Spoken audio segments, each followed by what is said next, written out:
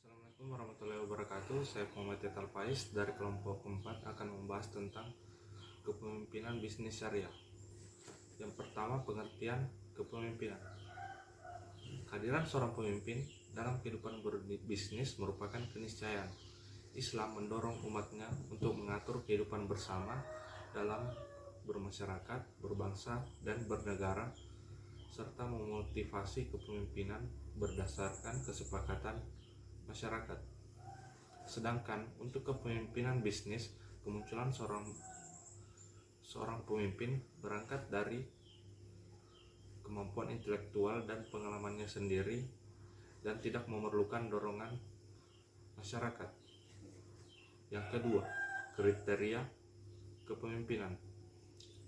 Agar seorang pemimpin dapat memimpin dan dapat melaksanakan tugasnya, harus memerhatikan kriteria berikut. Yang pertama, dikenal dan dicintai. Yang kedua, melayani. Yang ketiga, aspiratif. Yang keempat, bermusyawarah. Yang kelima, memiliki pengetahuan dan kemampuan. Yang keenam, memahami kebiasaan dan bahasa. Yang ketujuh, karisma dan wibawa. Yang kedelapan, konsekuen dengan kebenaran. Yang kesembilan, bermuamalah dengan lembut. Yang kesepuluh, selalu ingat dengan mukrobah. Yang kesebelas, tidak membuat kerusakan.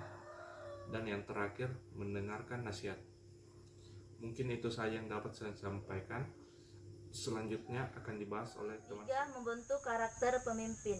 Seorang pebisnis syariah atau calon pebisnis syariah yang ingin berhasil menjadi pebisnis syariah perlu belajar dari kepemimpinan Nabi Muhammad SAW. Nabi Muhammad SAW dalam kepemimpinannya melakukan 4 tahapan. Yang pertama, integritas. Kedua, loyalitas. Ketiga, profesional. Dan terakhir, spiritual. 4. Membangun kredibilitas dan kapabilitas. Nabi Muhammad SAW juga memberikan contoh bagaimana caranya kita membangun kredibilitas dan kapabilitas dalam dunia bisnis dengan melalui cara-cara berikut. Yang pertama, mengutamakan akhlak. Kedua, mengutamakan pembelajaran. Ketiga, mengutamakan pelayanan. Dan terakhir, mengutamakan silaturahim kemitraan. Lingkup kepemimpinan. Sebagaimana halnya dalam manajemen yang bersifat umum, dalam manajemen yang bersifat khusus seperti manajemen bisnis syariah ini juga perlu memahami beberapa ruang lingkup kepemimpinan.